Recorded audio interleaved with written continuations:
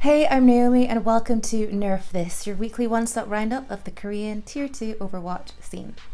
Contenders Korea 2021 Season 1 Interleague is behind us, and we finally have our final 7 teams headed into the playoffs over the next few weeks, ready to slug it out over the gauntlet, fight for a spot in the grand finals, and of course a chance to get that big title.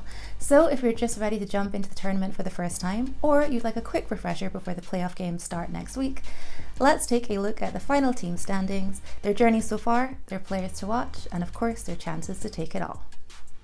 BM managed to avoid elimination and sent Team Diamond home on Monday, securing their place at the bottom of the ladder.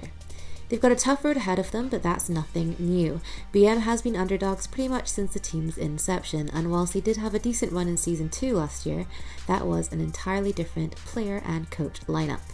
This current iteration of BM has a pretty low-key roster, with their biggest names being former Overwatch League players Babel and Illicit on DPS, and the team's success so far has pretty much been riding on their seasoned shoulders. Most people probably have them pegged as first outs in the playoffs, but they do pose a believable threat to knocking out Runaway in the first round. That's likely as far as they can dream, but it's not a pipe dream, it's plausible. The clutch factor for BM is really simple, and it lies with Illicit and Babel.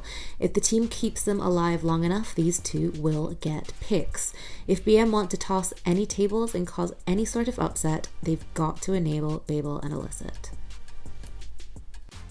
Runaway's limitations lie in the fact they're playing a league minimum roster, i.e. only 6 players. They don't have room to bring in subs or have any map specialists, which wouldn't be a huge issue if they were fielding 6 role stars. But the biggest holes in Runaway's roster arguably come from their patchy tank line. Donghak was known as a ball one trick on ladder before he got picked up, and while he has proven to be no real cause for worry, he's no Talon. FaZe has a cracked Zarya, but a questionable Sigma. When Runaways shine, they shine, but they also shine only in very specific setups that cater their comfort picks. Now there's that old adage about the something special Runaway possesses that allows them to surpass all expectations and make a magic run beyond anyone's wildest dreams. But also bear in mind that the Runaway playoffs buff is usually paired alongside a really solid roster, which isn't necessarily the case here. They have a tough climb from the bottom, with a real chance to get knocked out by both BM and WGS, the latter having already knocked them down to 6th. If they do their homework and review their last matchup, they should be able to make it past WGS. But from there, it's a tall ask for them to take on O2, so this season may just serve as a building experience for this new roster to find their feet for Season 2. Merit is their star Hitsan and has been on top form throughout the season.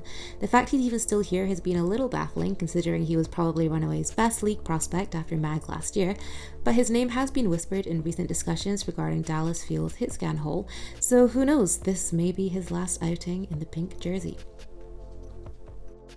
WGS come into this as defending champions, but again, that's in name only. Their entire 2020 squad and staff were released back in January, with the new lineup repping the org this year. WGS has looked decent during the regular season and were somewhat the surprise victors against Runaway in a very close 3-2 in the Interleague. WGS has a really interesting roster depth, with 10 active players including players on loan and trainees, and they've made good use of rotating them in and out throughout the season so far. Whilst they do have plenty of options, they seem to have had trouble finding a core stellar 6 that works for them, and it's pretty late in the game for them to try to find it now. They'll have to defeat Runaway again in order to start their ladder climb, and that was their closest matchup yet last time. Rematchers favour the vanquished, so there is a good chance that 5th is as far as they go. What's interesting about this current roster is they don't really have any standout players akin to, say, Proper on O2 or Stalker on Genji RIP, but they work pretty solidly as a whole, which is a boon and a curse. It keeps them solid, but they lack a certain clutch factor other teams both above and below them on the ladder possess. Now we're breaking into our top 4, where most would argue the real competition starts. O2 finished second in their group behind CC and looked pretty dominant on their way there, even taking CC to a close 2-3 in their final matchup in the regular season. O2 has a similar depth to play with as WGS, but the difference is they always have this year's DPS star Proper leading the charge, and they have a pretty solid core 6 players they choose to field as default. O2 sitting at 4th seed, and while they'll likely dispose of any challenger with ease, they may have trouble taking on T1 above them, as their interleague tiebreaker this week was not a close affair. They need to work on their brawl if they want to try to get past T1, or find some way to circumvent T1s because they were just truly outmatched. Proper is without a doubt their player to watch. This whole tournament has been a proper showcase for his inevitable ascension to the league.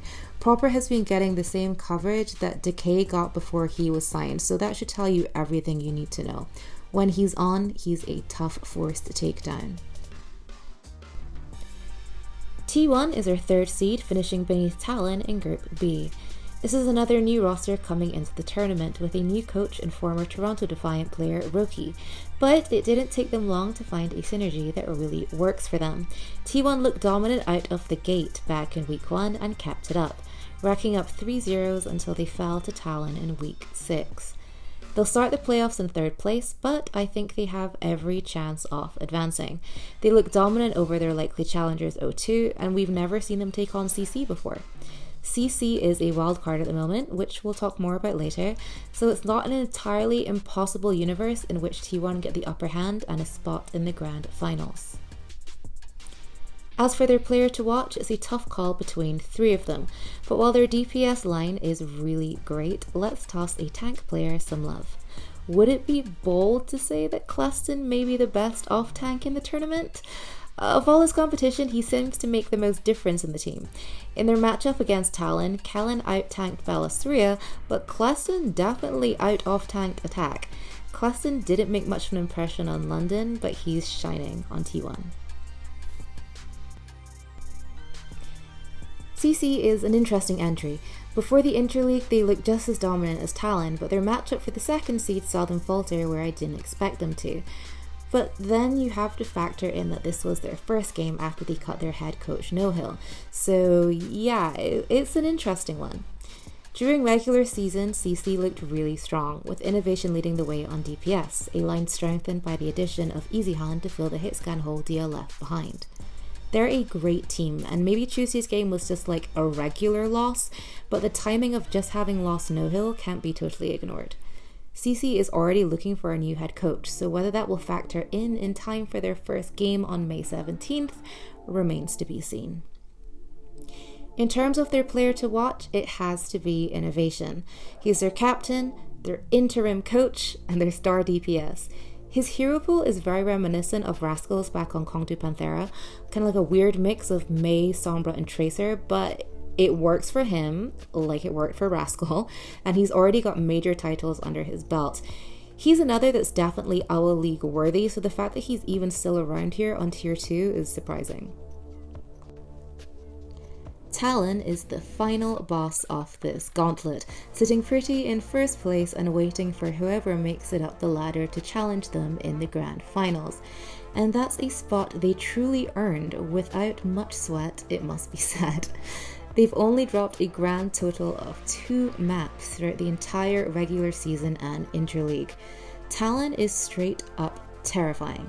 To say they are the favourites would be a massive understatement, because at this point Talon has beaten everyone except O2, and O2 are coming in at 4th seed, having lost to T1 and CC, who Talon has already beaten. If I was a betting girl, I'd place my money on them. The only chance of them faltering would be if whoever faces them has built up some form of immensely propellant momentum playing their way up. That's the only feasible way I can see them somehow not winning this whole thing. Roster-wise, this lineup has no holes. Hitsan is their Prodigy DPS, who essentially won them first seed by 1 strategic pulse bomb on Volskaya, and his partner Develop came alive in their Interleague match against CC. But if there's any player that's going to win it for Talon, it's Kellen. When they talk about main tank difference, it's usually Kellen's name on the open side of the greater than sign. Kellen is the best main tank in the region at the moment, and so much of his play enables his DPS line to just go off. If Kellen's on, then the title is Talon's. The first round of the playoffs kicks off next week on May 3rd at 7 PM KST, with BM taking on Runaway. The victor will go on to face WGS on the 4th, before we head to round 3 the week after. And that's all this week. If you've made it this far, as always, thank you so much for watching. Please consider subscribing and dropping us a comment below to let us know who you think is going to take the title this season. I'll see you guys next week, right after the playoffs' first games. Bye!